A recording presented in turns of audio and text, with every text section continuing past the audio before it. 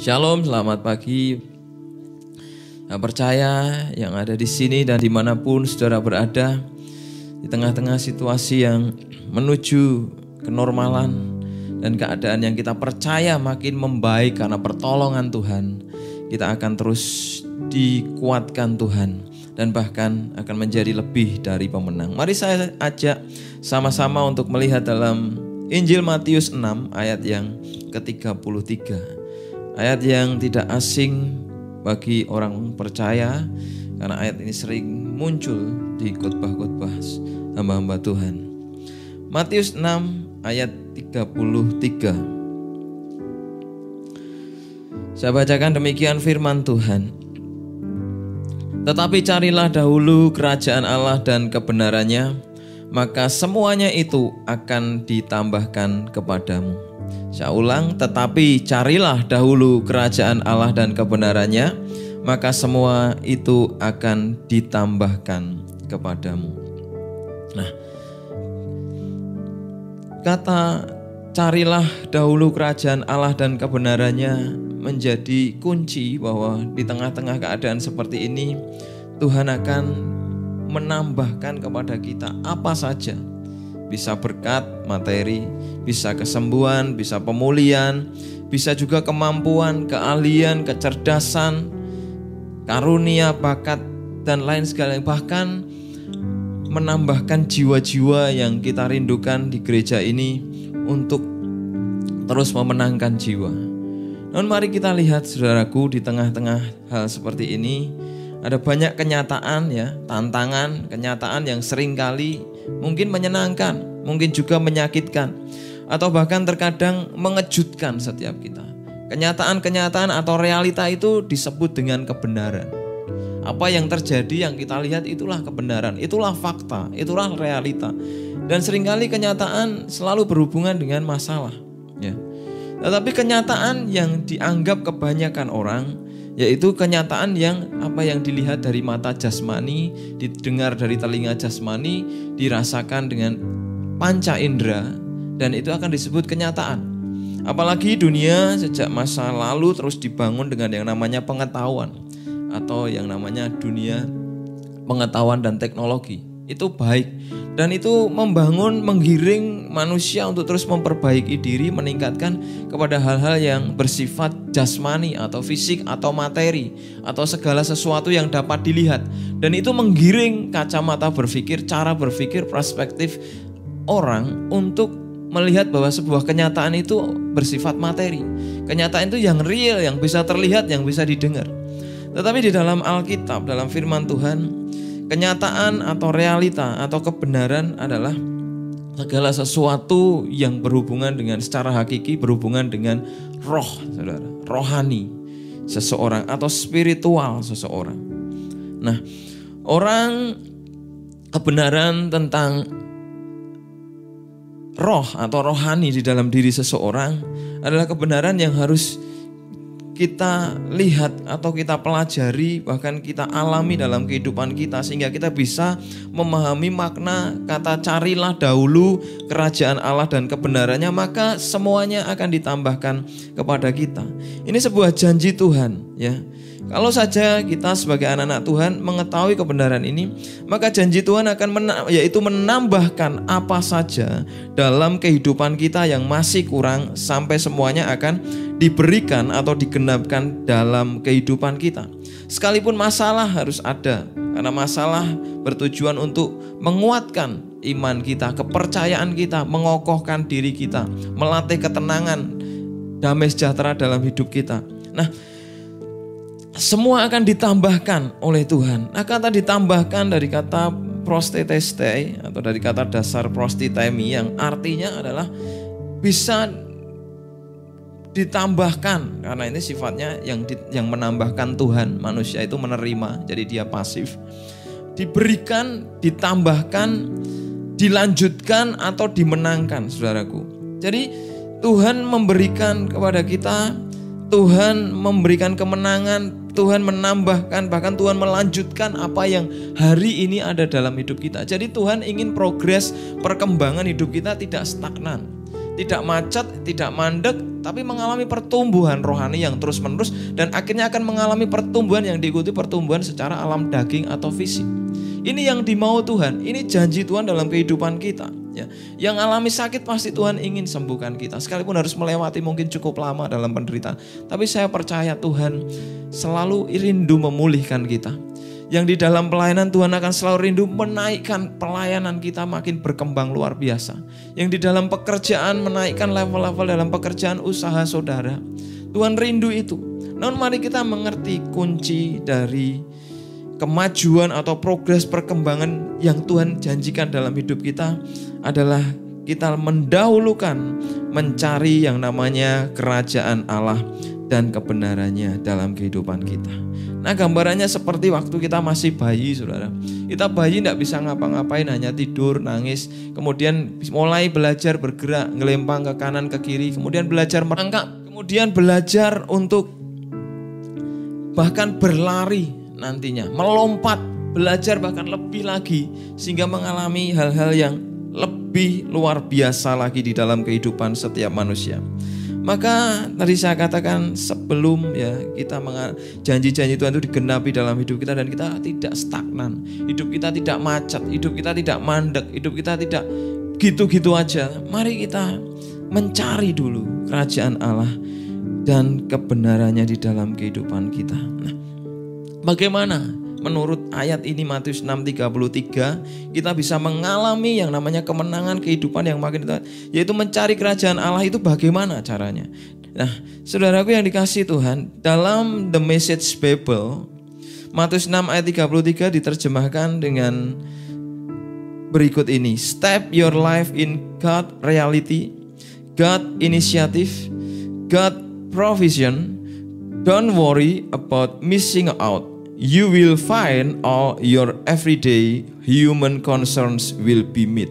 Yang kira-kira terjemahannya adalah rebutlah, raihlah, arahkanlah, menangkanlah hidup saudara dalam realitasnya Tuhan, dalam inisiatifnya Tuhan, dalam ketentuannya atau ketetapannya Tuhan. Jangan khawatir, saudara akan ketinggalan. Saudara akan menemukan fakta bahwa semua masalah manusia atau kebutuhan hidup saudara sehari-hari akan terpenuhi. Nah, saudaraku, ada 3 hal yang menurut The Message Bible, terjemahan Message Bible ini, kita bisa mengalami yang namanya bagaimana mencari dahulu kerajaan Allah sehingga semuanya satu persatu dikirim Tuhan, ditambahkan Tuhan dalam kehidupan kita. Yang pertama, mari kita langkahkan, arahkan, fokuskan hidup kita, jalan-jalan kita kepada yang namanya realitas Tuhan atau hidup dalam pimpinan Roh Kudus. Ya. Saudara, kata realitas sama dengan kata kenyataan, sama dengan kata kebenaran. Realitas adalah sesuatu yang di dalam Alkitab adalah sesuatu yang ada di dalam Roh Kudus. Itu adalah realitas. Ya, kenyataannya realitas ini adalah sesuatu yang belum pernah selesai atau terus berlanjut, ada progresnya, saudara. Yohanes 4 ayat 24 mengatakan bahwa di situ ada kata kebenaran. Ya, Roh Kudus ini adalah roh kebenaran, saudara. Roh yang senyata-nyatanya atau roh yang realitas atau kenyataan. Sekalipun Roh Kudus tidak bisa kita lihat dengan mata jasmani, tetapi Roh Kudus adalah realitas. Roh Kudus adalah kenyataan, sekalipun tidak bisa dibuktikan dengan ilmu pengetahuan yang bersifat rasio atau yang namanya mengolah seperti matematika, fisika dan lain sebagainya. Tetapi Roh Kudus adalah pribadi yang paling tahu realita atau kenyataan yang terjadi di dalam kehidupan kita. Roh realitas atau roh kebenaran, tadi kebenaran atau kenyataan itu realitas, itu akan memimpin kita di dalam seluruh kebenaran atau dalam seluruh kenyataan. Di dalam Yohanes 16 ayat 13 firman Tuhan berkata, roh kebenaran atau Roh Kudus itu akan memimpin kita dalam seluruh kenyataan. Jadi Roh Kudus yang roh yang nyata, ya. Yang tadi saya katakan, kenyataan tidak selalu diukur secara materi, tapi kenyataan itu ada bahkan sebelum materi ini ada. Itulah Roh Allah, itulah Roh Kudus. Maka roh kenyataan atau Roh Kudus, roh kebenaran ini memimpin dalam kenyataan hidup kita. Kenyataan kita mau pahit, mau manis, mau enak, menyenangkan dan tidak menyenangkan, ada roh yang sanggup dan bersedia selalu mau memimpin kita mengatasi kenyataan-kenyataan yang pahit dalam hidup kita menjadi manis, menjadi baik sesuai dengan rencana Tuhan. Tapi mari kita pahami bahwa mari pahami dan serahkan bahwa kita harus hidup di dalam kenyataan atau realitasnya Tuhan, yaitu hidup dalam pimpinan Roh Kudus. Nah, orang yang hidup dalam pimpinan Roh Kudus adalah orang yang selalu berhubungan dengan Allah, dengan Roh Kudus, yaitu orang-orang yang selalu hidupnya membangun persekutuan di dalam doa, membangun persekutuan di dalam firman Allah, membaca firman Tuhan, sehingga orang itu akan dipenuhi firman dan hidupnya akan hidup di dalam roh. Galatia 5 ayat 16 mengatakan bahwa maksudku ialah hiduplah oleh roh, maka kamu tidak akan menuruti keinginan daging. Keinginan daging bertentangan dengan keinginan roh. Dan kita sebagai anak-anak Tuhan, orang percaya yang mau hidup di dalam kenyataan Tuhan, mari kita hidup dipimpin oleh roh. Ya, hidup oleh roh ya. Ke dalam versi firman Allah yang hidup Galatia 5:16 ini sangat jelas dan mudah dipahami dan berkata seperti ini. Saya menasihatkan supaya saudara hanya mengikuti petunjuk-petunjuk Roh Kudus.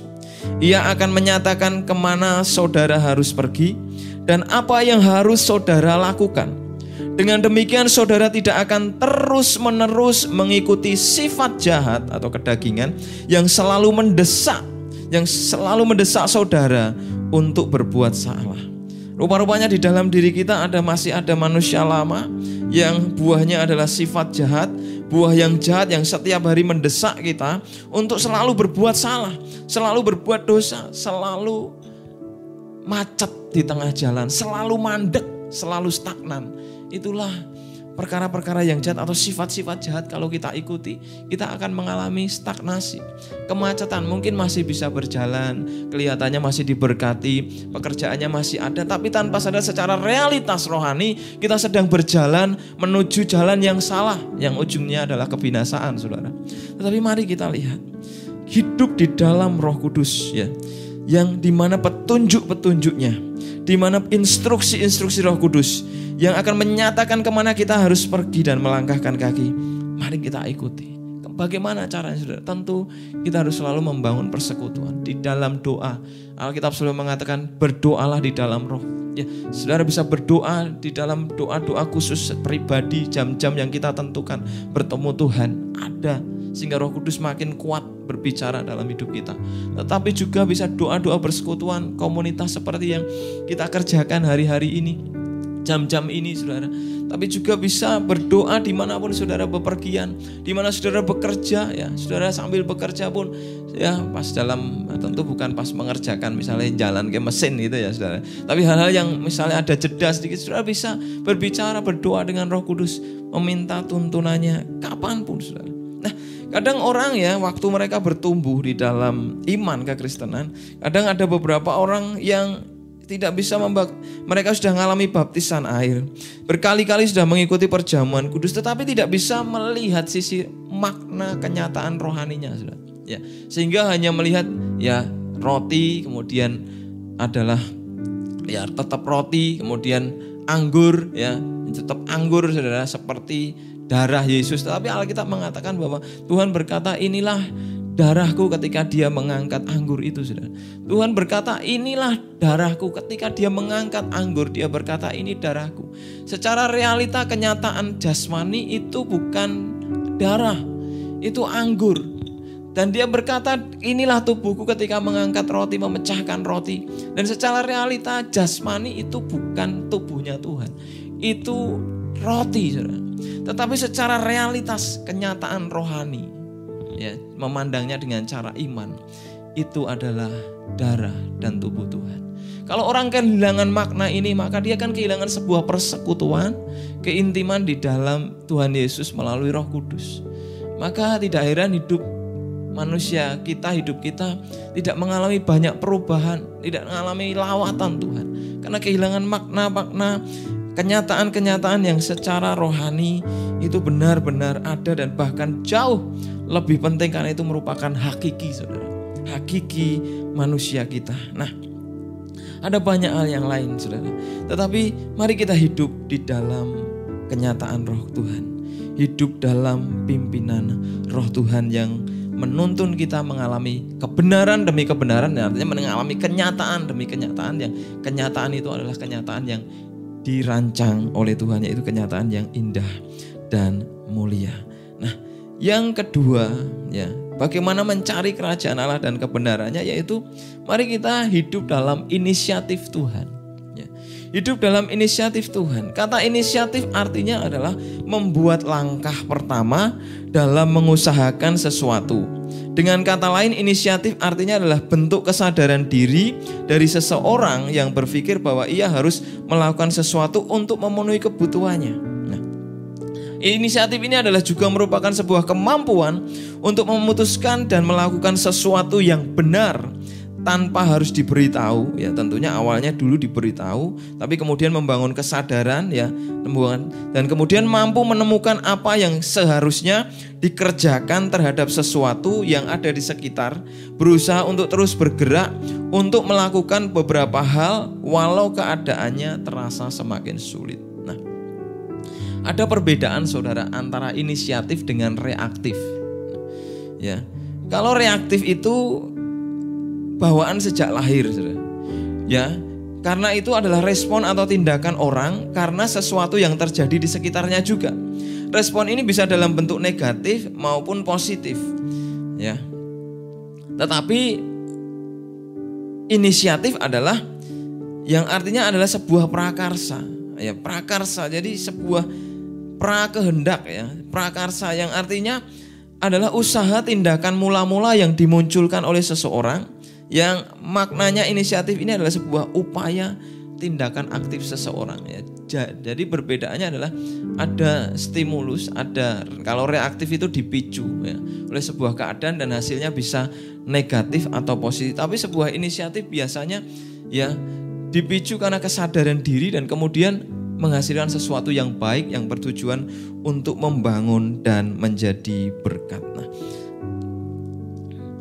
ada banyak contoh, saudara, inisiatif. Ketika kita hidup di dalam inisiatif Tuhan, saudara, maka kita akan mengalami apa yang dialami Rasul Paulus, di mana dalam Kisah Para Rasul 16 ayat 9 sampai 10, Rasul Paulus yang berencana melanjutkan misi ke Asia, ya.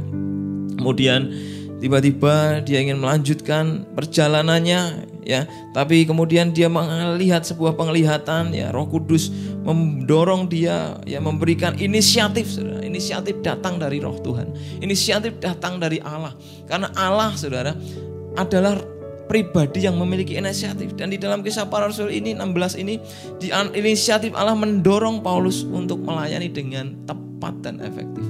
Karena pelayanan yang dilakukan Allah kita adalah pelayanan inisiatif. Nah, inisiatif ini simpelnya adalah hati dipenuhi dengan hati yang rindu melayani seperti Tuhan. Hati yang mengasihi sehingga rindunya untuk melayani. Semua inisiatif pasti bertujuan untuk melayani.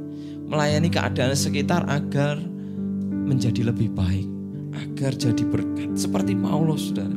Dia mau pergi, lanjutkan perjalanannya, dia punya planning, dia punya schedule, ya. Tapi waktu dia berdoa, suatu malam dia dapat penglihatan bahwa orang Makedonia berdiri di situ berseru kepadanya, katanya, "Menyeberanglah kemari dan tolonglah kami." Maka Paulus, ya, melihat penglihatan itu, segeralah ia mencari kesempatan untuk beralih haluan menuju Makedonia. Ini satu hal yang sulit, saudara. Sudah di planning, sudah direncanakan mau ke sana, ya, mau ke Asia, ke tempat ini. Tapi hari itu Tuhan Roh Kudus berinisiatif berbeda, saudara. Dan apa yang terjadi, saudara? Bahwa kemudian terjadi keselamatan jiwa-jiwa dan juga di kota yang namanya Filipi, saudara. Sekalipun Paulus dan Silas harus bayar harga, masuk penjara, hidupnya juga mengalami tantangan, kesulitan, tetapi dia tahu bahwa inisiatif Roh Kudus akan selalu menghasilkan kenyataan yang benar, pasti terjadi. Sekalipun hari itu dia mengalami tantangan di penjara, disesah, tetapi akhirnya saudara, jemaat Filipi berdiri, jemaat di Makedonia di tempat lain juga berdiri. Dan tahukah bahwa jemaat Filipi adalah jemaat yang penuh dengan sukacita, penuh dengan kegembiraan. Dan jemaat ini pada akhirnya dipakai Tuhan untuk menopang ketika bencana besar terjadi di Timur Tengah melanda gereja pusat Yerusalem. Mereka membagi, sekalipun mereka mungkin bukan jemaat yang kaya semua ya. Ada yang mungkin miskin dan biasa-biasa, tetapi inilah inisiatif yang ditransfer oleh Paulus, yang dia dapatkan dari Roh Tuhan, Roh Kudus, tertransfer ke jemaat Filipi, saudara. Jemaat Filipi rindu untuk mengalami inisiatif, selalu memberi, selalu jadi berkat, selalu punya kesempatan untuk agar yang jelek jadi baik, agar yang belum diselamatkan diselamatkan, agar yang hidupnya mengalami kekurangan dicukupkan, sehingga mengalami berkat yang dari Tuhan.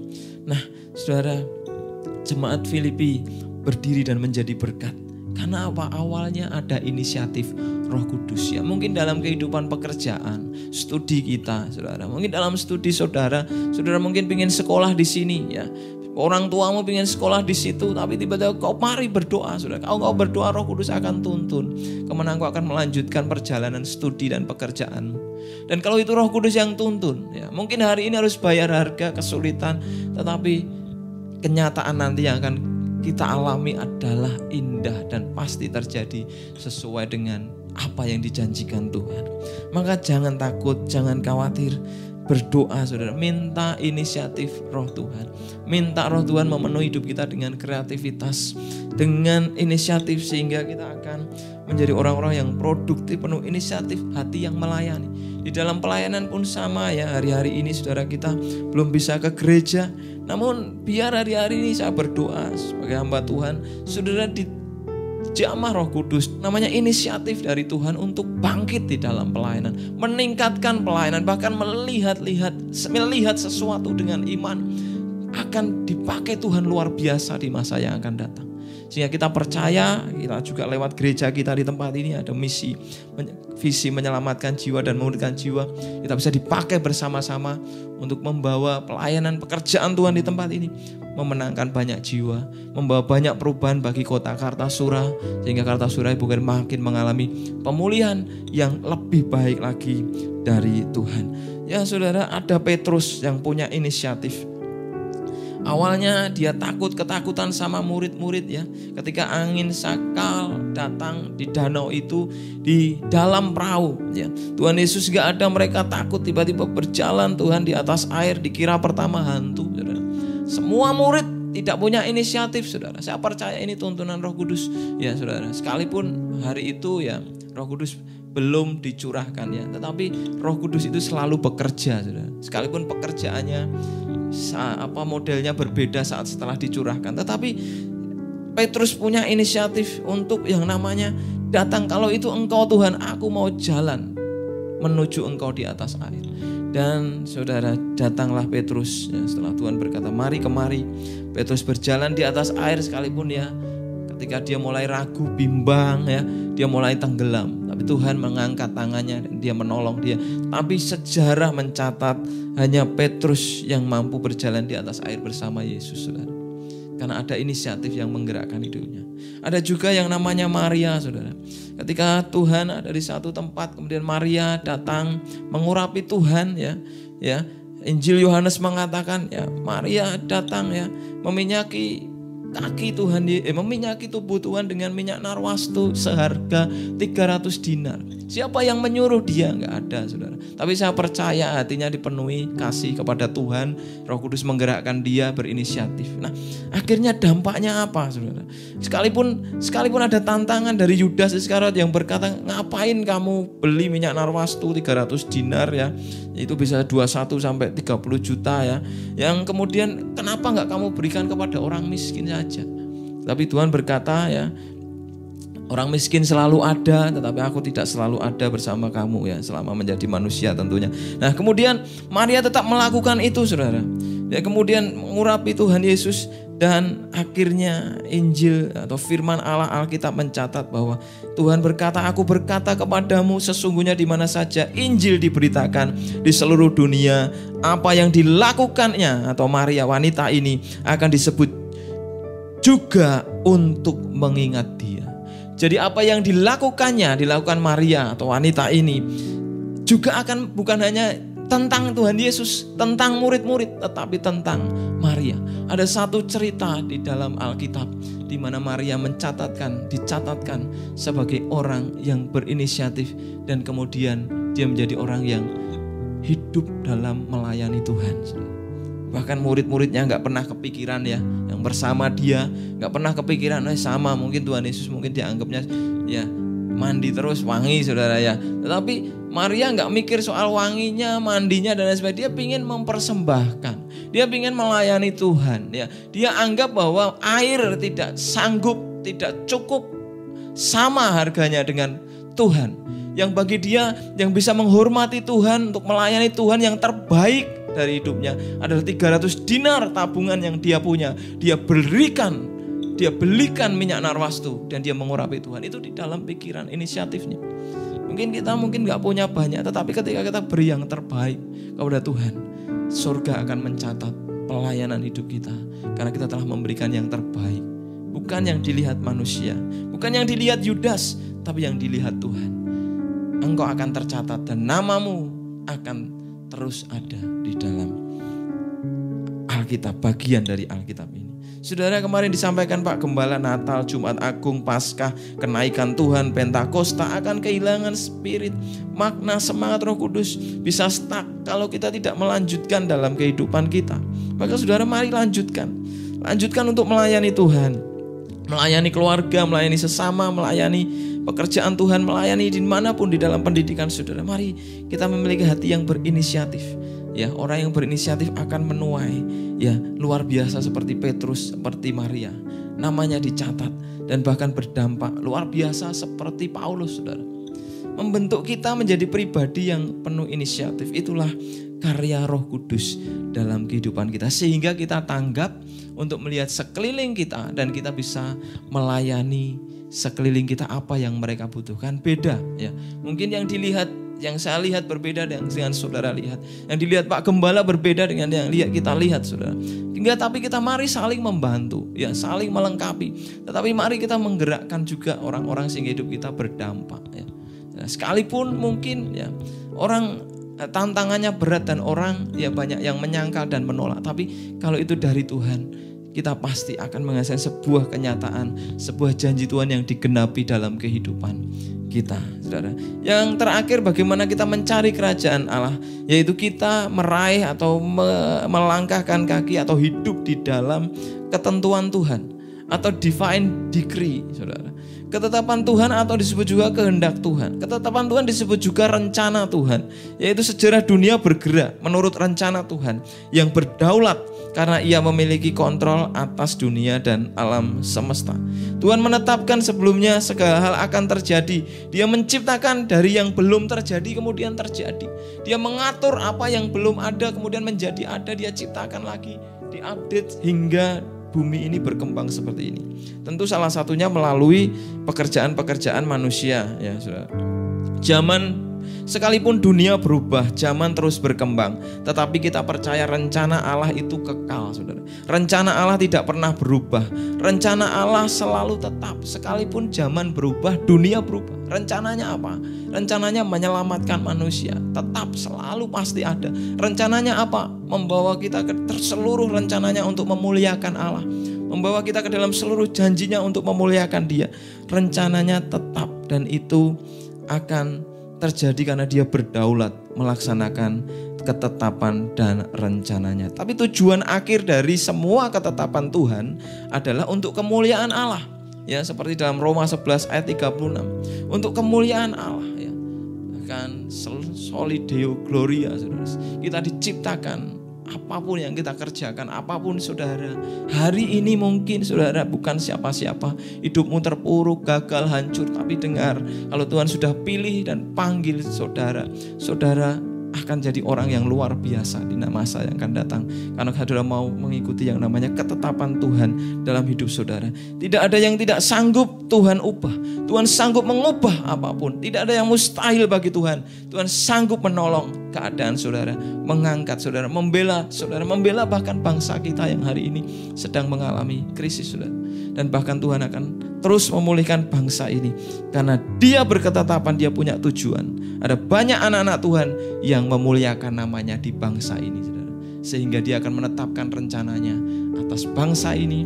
Dan bangsa ini akan menjadi bangsa yang dipakai Tuhan untuk kemuliaan nama Tuhan. Nah, ketetapan Allah saudara, yaitu Dia juga berketetapan selain tadi saya katakan mencipta, Dia juga punya ketetapan mengizinkan saudara dosa, kesalahan, keadaan yang buruk seperti ini terjadi di antara kita. Dia mengizinkan, bukan rancangan Dia, tapi Dia izinkan saudara. Dia izinkan, beda dengan Dia rancang. Dia izinkan karena kesalahan manusia, tapi semua ada dalam ketetapan Tuhan. Dia izinkan saudara. Sekali lagi saya katakan, Tuhan tidak pernah merancang yang jahat dan jelek. Rancangannya baik, tetapi Dia izinkan semua ini terjadi. Maka pandemi yang sedang terjadi ini saudara, mari kita lihat, ini bagian dari ketetapan Tuhan, bagian dari rencana Tuhan atas bangsa kita bahkan dunia. Nah, mari kita hidup di dalam yang namanya ketetapan dan kehendak Allah, sehingga pandemi ini dapat kita lewati ya, lewat doa-doa kita. Tuhan tolong dan semua diatasi dengan baik. Kemudian hidup lebih baik dan lebih baik ya, bahkan mencapai yang namanya perkenanan dan akhirnya sempurna. Seperti dalam Roma 12 ya, saya akhiri dari satu ayat Roma 12 ayat 2 ya, dalam terjemahan sederhana Indonesia dikatakan bahwa artinya kita tidak boleh lagi mengikuti cara hidup yang tidak baik, yang sudah menjadi kebiasaan orang-orang duniawi. Tetapi marilah kita menyerahkan tubuh kita sebagai korban persembahan kepada Allah. Dan Dia akan memperbarui pikiran kita sehingga kita bisa mengetahui apa yang menjadi kehendak Allah bagi kita dan apa yang terbaik dalam setiap keadaan. Maksud saya ya, kita bisa mengerti dan memilih apa yang baik dan yang paling tepat bagi kita, serta apa yang menyenangkan hati Tuhan. Nah saudara, bisa membedakan yang namanya keadaan baik. Kemudian kalau kita peka saudara, di dalam ketetapan Tuhan ini kita bukan hanya bisa melakukan hal yang baik, tapi Alkitab katakan lebih baik, berkenan, kemudian bisa sempurna. Tapi kalau kita mau berhenti di sini, statis, itu pilihan kita saudara. Tapi kalau kita mau raih tangan Tuhan, maka kita akan mengalami ini saudara, lompatan demi lompatan, kejutan demi kejutan dalam pekerjaan studi, dalam pelayanan kita bersama. Kita akan mengalami ini saudara, dari level baik lebih baik, perkenanan Tuhan yang terus nyata dan bahkan mencapai kesempurnaan. Nah saudara, inilah bagaimana kita melakukan yang namanya ketetapan kehendak Tuhan. Mari peka yang sudah baik, tingkatkan level saudara, lebih baik lagi, lebih melayani, dipakai Tuhan lagi. Yang belum melayani, mari ambil keputusan untuk melayani Tuhan. Melayani dimanapun kita bisa melayani saudara. Minta tuntunan Tuhan, gimana caranya melayani Tuhan. Saya percaya Roh Kudus tuntun kita, hingga kita akan mengalami kenyataan janji demi janji Tuhan digenapi dalam hidup kita, bangsa kita, dan bahkan seluruh dunia. Dan Tuhan dipermuliakan dalam kehidupan kita sebagai anak-anaknya dan hamba-hambanya. Kiranya Tuhan memberkati.